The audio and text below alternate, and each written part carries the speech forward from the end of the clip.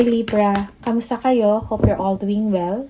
And welcome to 1111 Pinoy Tarot. This is a general reading, so hindi po lahat ay makaka-resonate. Just take what resonates for you and leave the rest yung mga hindi para sa'yo.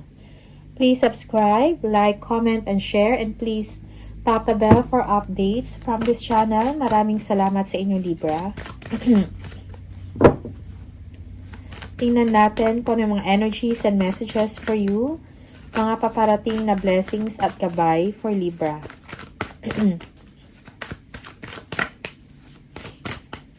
Libra. Okay.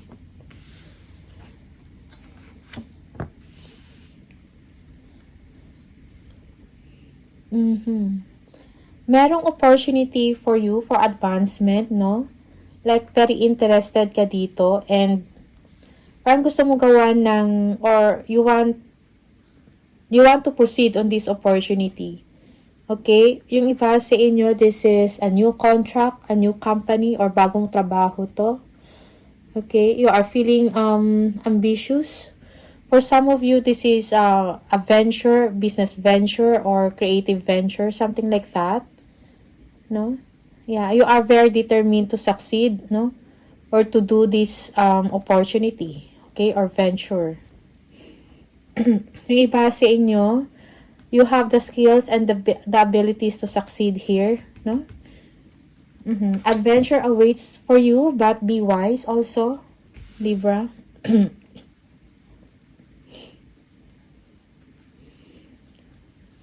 Knight of Cups.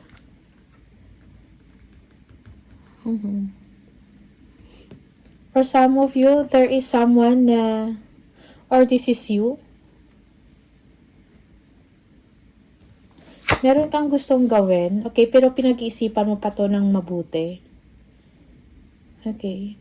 You are making things happen. Parang meron kang gustong, parang meron kang gustong i-accomplish, kumbaga. Pero I think kailangan mo ng enlightenment, ng wisdom about this. Okay?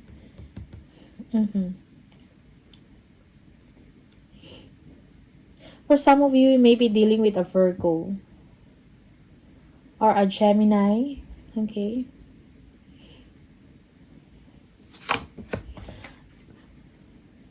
Oh, yeah. Or maybe you want to work things out with this person. Okay?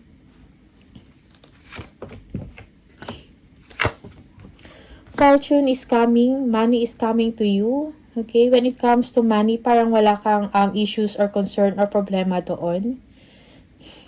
Okay, merong stability in your home life, in your family. Okay, merong kasiyahan.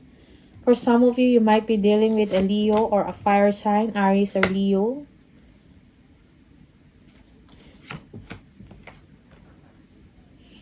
Iba sa inyo nag-iisip about having your own family here, but you're just waiting for a perfect timing, or you're just waiting for a perfect time to do this. Okay, you need enlightenment, or you're thinking about moving in together, no? That's for some of you.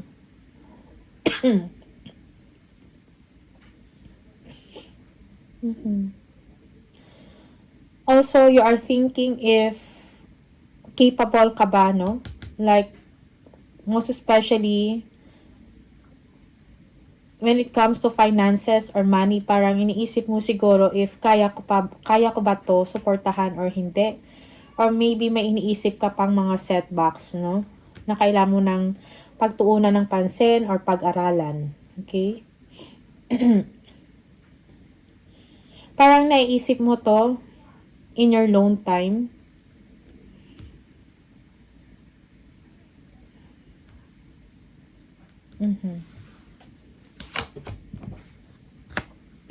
Alone time moment, kumbaga, no? Pinag-iisipan mo to, or naisip mo to yung having a new chapter of your life, having your own family, something like that.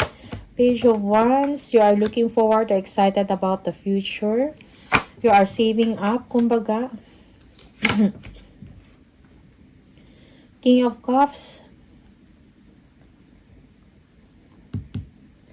When it comes to your emotions, no, you are secured, you are feeling stable. Okay. For some of you, you need help mo or advice from someone, from a father figure or from your father, something like that. Okay.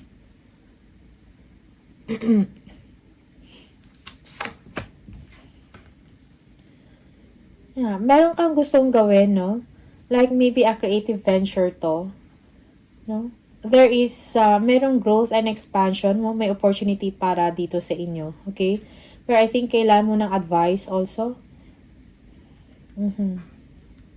Merong fresh start na mangyayari, merong ending of a situation and new beginning, something exciting, a new chapter para sa inyo, okay?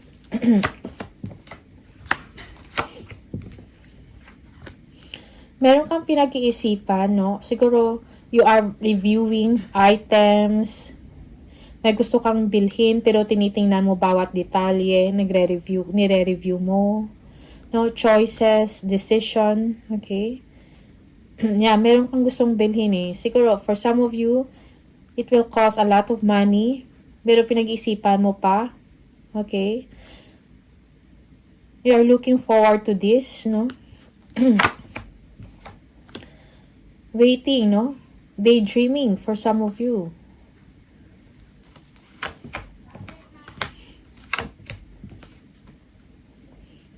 Okay. Yeah, sometimes you feel disappointed or you are just not interested of doing something. Okay? Siguro meron ka pang inaantay pa, no? But before you make a decision, yes. Yung iba sa inyo, you are weighing options, no? You are weighing choices. Work-life balance is also needed, or yung iba sa inyo, madami kayong gagawin, pero pinagpapaliban mo, or parang ayaw mo lang gawin, or tinatamad ka, something like that.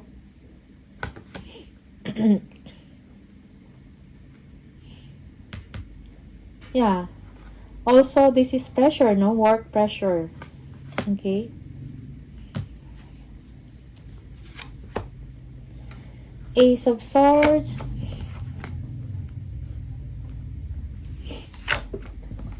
You will receive a communication, no? Good times ahead for you. For some of you, yes, you'll be receiving some truth or clarification of the situation na masisiyahan ka, matutuwa ka, or parang feeling mo you are healed, no? Merong healing dito and renewal at pag-asa, no? Also, merong clarity dito of the situation, illumination. Okay?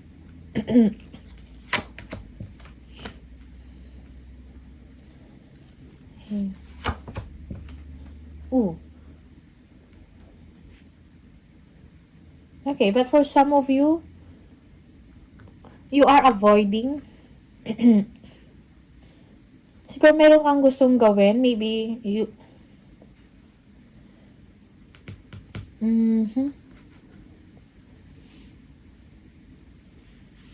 Meron kang... But you're... Parang hindi ka sure sa isang sitwasyon, no? Parang for some of you, you still, feel hurt, no? Or disappointed. Or siguro kailangan mo mag-heal or kailangan mo talaga mag-move on. Kung ano man yung separation or na nangyari sa inyo, past pain, past experiences. Okay? I think you need healing, no? Yung totoong healing na maka-move forward kayo. Okay? Yeah, for some of you, you are avoiding someone here. Yeah, because you don't want to feel hurt. Okay. You receive a communication from someone, no? Like, gusto siguro makipag-ayos sa'yo dito. Okay? In a soul level, you feel good. Na parang nagkaroon ng sagot or yung hope mo or nabuhayan ka uli. But then, in your mind, parang you don't want to move forward. You are doubting or you are making a decision or you are avoiding because you don't want to hurt. You don't want to get hurt again. Okay, that's for some of you. Okay.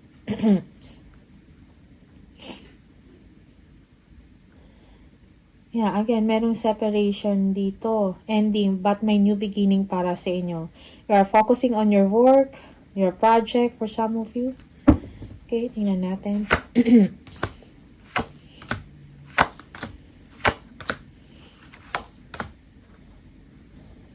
Yeah, for some of you, merong toxicity dito sa isang relationship or sa isang grupo.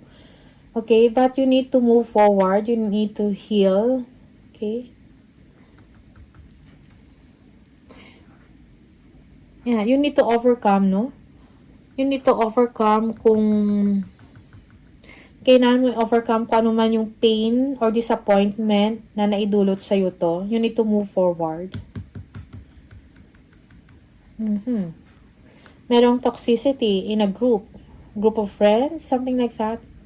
But you're keeping your cool here, no? Gusto mo maging balance ang iyong emosyon kahit papano. Okay, you want to stay away from this toxic person or toxic people. Okay? Oh, merong partnership dito.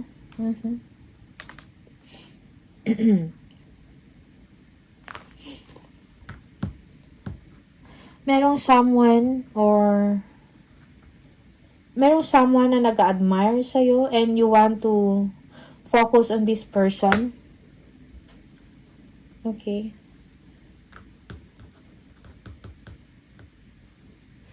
Or you need to gather yourself, no? Self-integration, kumbaga, no? Para makapag-heal ka. Okay. So, moving forward, from these toxic people or toxic relationship, no? For some of you, you are obsessing over this. Pero mentally, you need to stay away from that. You need to move forward. You need healing and self-integration, no? Gather yourself together, kumbaga. Para makapag-isip ka ng maayos ng matino and you can move forward. Okay?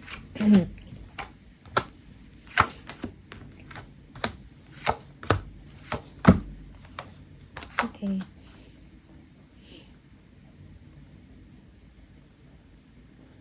You feel let down or you feel sad or disappointed over a situation.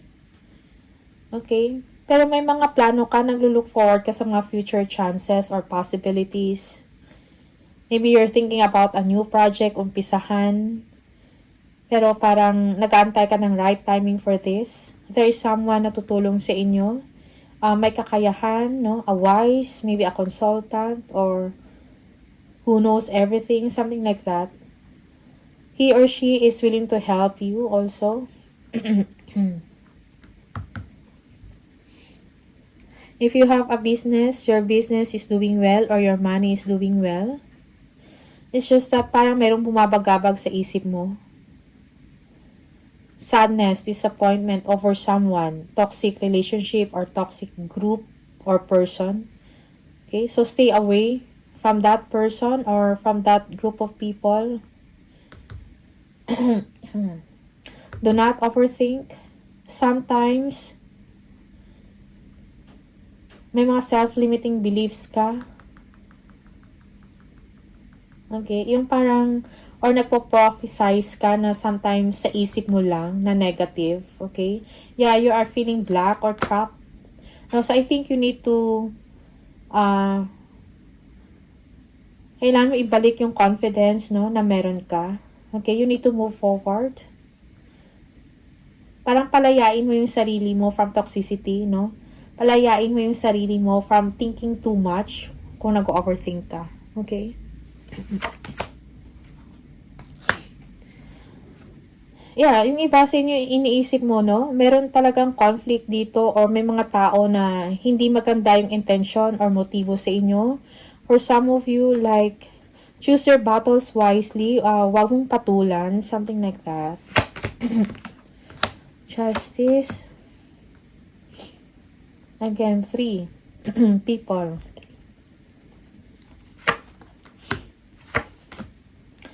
Okay. So, here you are. So, I think you will be able to think clearly, no? Babalik mo yung balance sa sitwasyon mo sa sarili mo. Do what you think is right, no? Do what you think is right, no? Believe in yourself. You need to move forward. Choose your battles wisely, okay? Planning is needed, no? Para sa'yo sa trabaho mo. Or for some of you, mag-focus ka sa work. May mga tao na umaasa din sa inyo. Like, because you are maybe doing well sa trabaho mo or sa ginagawa mo. So, they need your help, your advice. No? Meetings. Okay?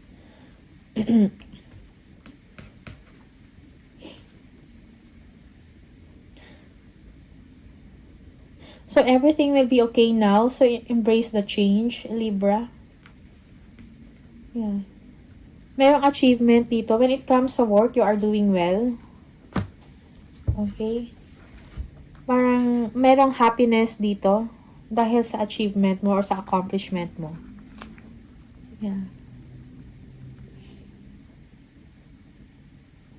Parang it's time for you to, let go of the past. Be proud of yourself. Something like that.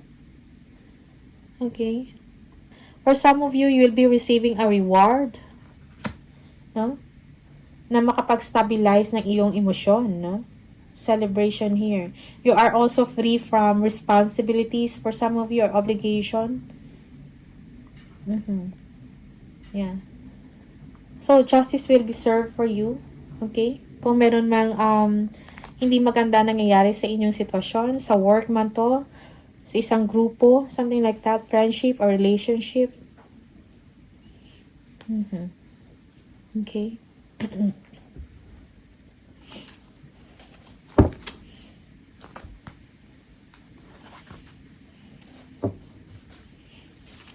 Tingnan natin.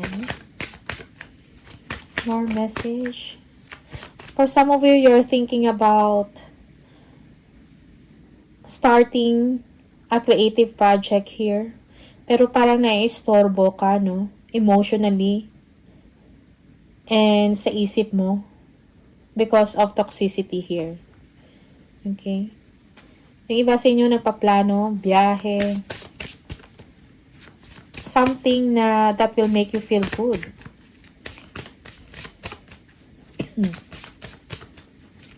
Libra.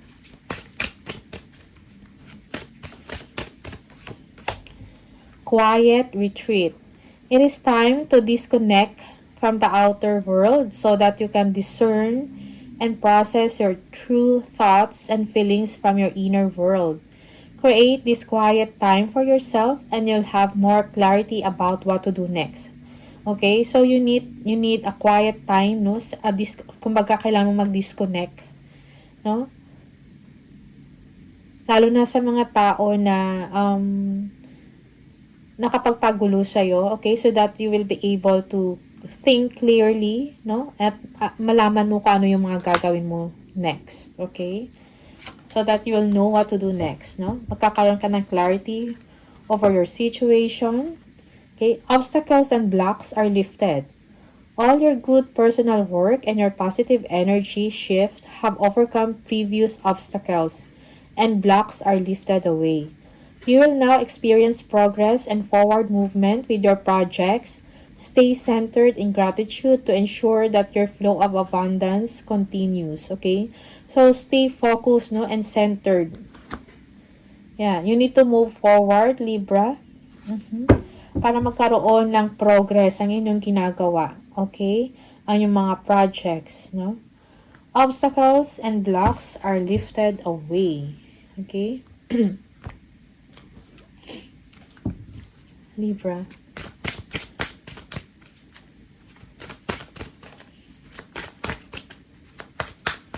One more message for Libra, please.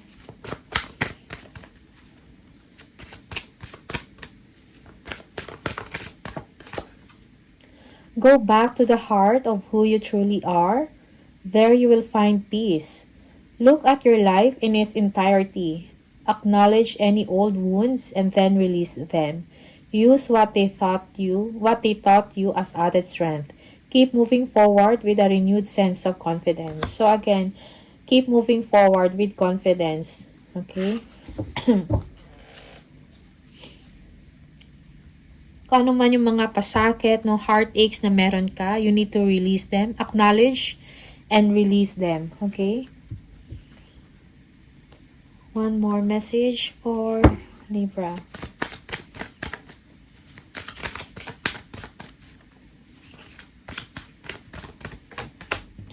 If you keep seeing the number 3, this is the message for you. Expression comes naturally to you. You are very skilled at communicating your thoughts through conversation and creative pursuits. You are able to get others on board with your ideas. I am charismatic, okay?